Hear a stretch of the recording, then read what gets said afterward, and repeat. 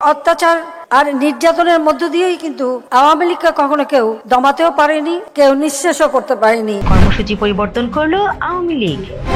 কর্মসূচি পরিবর্তনের ঘোষণা দিয়েছে বাংলাদেশ আওয়ামী লীগ। ৩রা ফেব্রুয়ারি রাত ৯টায় আওয়ামী লীগের ভেরিফাইড ফেসবুক পেজে এই ঘোষণা দেয় দলটি। ফেসবুক পেজে দেয় এক পোস্টে আওয়ামী লীগ জানায়, বাংলাদেশ আওয়ামী লীগের লিফলেট বিতরণ কর্মসূচি জনগণের মধ্যে ব্যাপকভাবে সাড়া ফেলেছে। জনগণের স্বতঃস্ফূর্ত আকাঙ্ক্ষার প্রতি লক্ষ্য রেখে বাংলাদেশ আওয়ামী লীগের লিফলেট প্রতিটি ঘরে ঘরে পৌঁছে দিতে লিফলেট বিতরণ কর্মসূচি ১৭ ফেব্রুয়ারি ২০২৫ সোমবার সারা দেশে সর্বস্তরে ব্যাপকভাবে মশাল মিছিল কর্মসূচি গ্রহণ করা হয়েছে। ১৮ ফেব্রুয়ারি ২০২৫ মঙ্গলবার সারা দেশে সকাল সন্ধ্যা সর্বাত্মক কঠোর হরতাল সফল করার জন্য বাংলাদেশ আওয়ামী লীগের পক্ষ থেকে আহ্বান জানানো যাচ্ছে।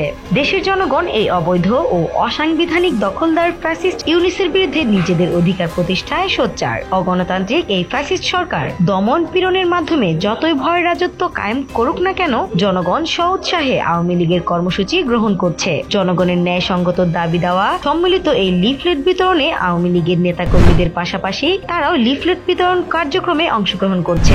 উল্লেখ্য, ছাত্র জনতার অভ্যুত্থানের মুখে গত ৫ আগস্ট প্রধানমন্ত্রী পদ থেকে পদত্যাগ করে দেশ ছাড়েন আওয়ামী লীগ সভানেত্রী শেখ হাসিনা। বর্তমানে ভারতে অবস্থান করছেন তিনি। সরকারি চাকরিতে কোটা সংস্কারের দাবিতে শুরু হওয়া বিক্ষোভ এক সময় সরকার পতনের আন্দোলনে রূপ নেয়ার পর ঘটে এই অভ্যুত্থান, যার রেশ এখনো পুরোপুরি কাটেনি। আন্দোলনে ১৫০০-এরও বেশি মানুষ নিহত এবং আরো কয়েক হাজার আহতের ঘটনার জন্য দেশের জনগণ প্রধানত দায়ী করছে শেখ হাসিনাকে।